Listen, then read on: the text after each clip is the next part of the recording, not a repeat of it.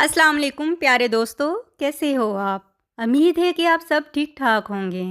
आज मैं आपके लिए लाई हूँ बहुत ही चटपटी सी और मज़ेदार कहानी जिसका नाम है कैदी चिड़िया।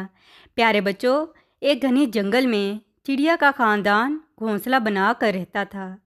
चिड़िया के शौहर का नाम फुल्लू था।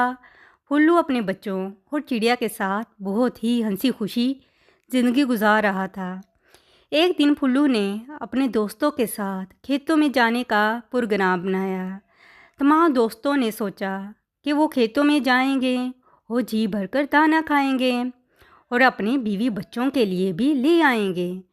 फुल्लू ने अपनी बेगम से कहा, चिड़िया बेगम, मैं अपने दोस्तों के साथ खेतों में जाना चाहता हूँ। चिड़िया बेगम ने कहा, फुल्लू तुम खेतों में नहीं जा सकते क्योंकि वहाँ बहुत से शिकारी होते हैं जो परिंदों को पकड़कर ले जाते हैं। फुल्लू ने कहा, चिड़िया बेगम मुझे जाने दो, मुझे कुछ नहीं होगा, मैं तुम सब के लिए बहुत सारा अनाज लाऊंगा। चिड़िया बेगम ने कहा, मैं तुम्हें खोना नहीं चाहती। चिड़िया बेगम ने फुल्लू को रोकने की बहुत कोशिश की, लेकिन फुल्लू गुस्से से वहाँ से चला गया। प्यारे बच्चों, फुल्लू जब खेतों में पहुँचा तो वो बहुत खुश था। वो दाना खा रहा था। अचानक वहाँ एक लड़का आ गया और उसे फुल्लू बहुत पसंद आया।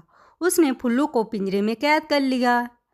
लड़का फुल्लू को घर ले आया, उसे खाना दिया। फुल्लू ने पिंजरा खोलने की कोशिश की, लेकिन वो पिंजरा खोल नहीं पाया। प्यारे बच्चों, पिंजरे में एक और भी चिड़िया थी जिसका नाम सल्लू था। दोनों ही बहुत उदास थे। प्यारे बच्चों, दूसरी तरफ चिड़िया बेगम फुल्लू का इंतज़ार कर रही थी। 2 दिन गुजर गए थे, फुल्लू घर नहीं आया था।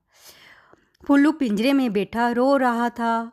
उसने सोचा, काश मैं चिड़िया बेगम की बात मान लेता और खेतों में ना जाता, आज मेरी ऐसी हालत ना होती। प्यारे बच्चों, इस लड़के ने देखा चिड़िया बहुत उदास है और ना ही दाना खा रही है। इसने चिड़िया से पूछा, क्या हुआ? फुल्लू ने कहा, मुझे अपने बच्चे और घर बहुत याद आ रहा है। मैं इस पिंजरे में नहीं रह सकता। अगर मैं घर ना गया तो मेरे बच्चे भूख से मर जाएंगे। प्यारे बच्चों, फुल्लू को अपने घर की बहुत याद आ रही थी। प्यारे बच्चों, लड़के को फुल्लू पर तरस आ गया। लड़के ने सोचा, जिस तरह हमें अपनी आज़ादी प्यारी है, इसी तरह हर जानदार आज़ाद रहना चाहता है।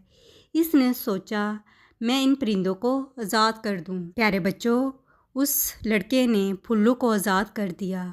फुल्लू ने पिंजरे से निकलकर लड़के का शुक्रिया अदा किया और कहा, अल्लाह तुम्हें इसका अजर देगा। प्यारे बच्चों, फुल्लू जल्दी से जंगल की तरफ गया और अपने घर आ गया, जहाँ चिड़िया बेगम और उसके बच्चे फुल्लू का इंतज़ार कर रहे थे।